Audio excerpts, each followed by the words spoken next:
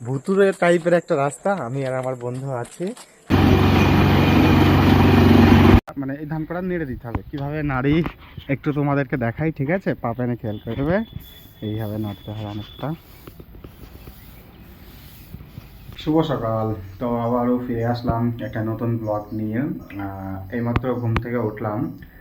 ওঠার পরে দেখছি আব্বা ঘরে পরোটা রেখে দিয়ে গেছে, পরোটাটা খাবো, তারপরে যাব ধান ভাঙতে, তারপরে দেখা যাক কি করা যায়। ঠিক আছে, ধান ভাঙতে এসেছি, মানে ধান ভাঙতে আসেনি অ্যাকচুয়ালি, শুরুতে আসলাম যে ধান ভাঙা হবে কি, এই কলঘরে এসে বসে আছি।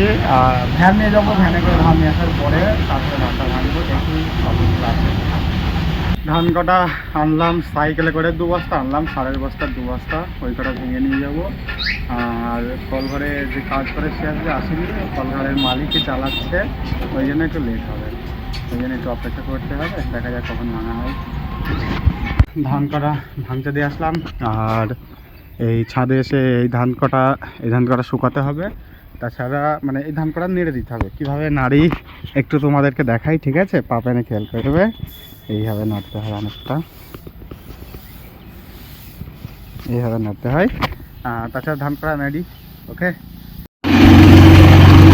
অবশেষে ধান ভাঙা হলো,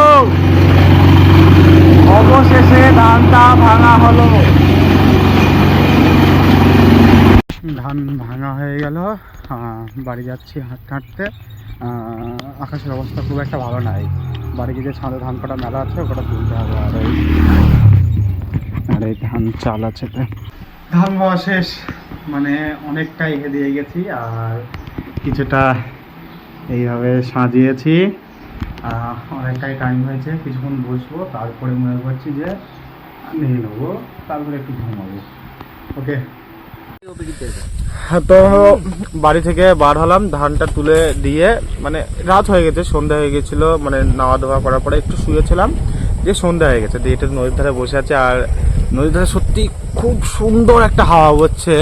আর এটা আমাদের নদীর ধারে, হয়তো ক্যামেরাতে অতটা বোঝা যাচ্ছে না, এখানে মাচা করা আছে, আমি আছি, নুরুল ইসলাম আছে। তা নদীর ধার থেকে একটু গ্রাম ঘুরতে বেরিয়েছি। রাস্তাটা একদম ভুতুরে টাইপের একটা রাস্তা, আমি আর আমার বন্ধু আছি। তা এখান থেকে বেরিয়ে যাই, যত তাড়াতাড়ি বেরিয়ে যেতে পারি তত তাড়াতাড়ি ভালো। ওকে, এখন বাড়ি চলে যাবো, এখান থেকে বেরিয়ে মানে ঘুরতে বেরিয়েছিলাম তো একটু গ্রাম ঘুরতে, ওই জন্য বাড়ি চলে যাবো এখন। ওকে, ওখান থেকে বাড়ি চলে আসলাম। বাড়ি আসার পরে খাওয়া দাওয়া করবো না, এখন কিছুক্ষণ আগে খাওয়া দাওয়া করেছিলাম, তারপরে পাড়ায় গিয়েছিলাম। তা আপনারা ভালো থাকবেন, সুস্থ থাকবেন, দেখা হচ্ছে নতুন কোনো ভিডিওতে।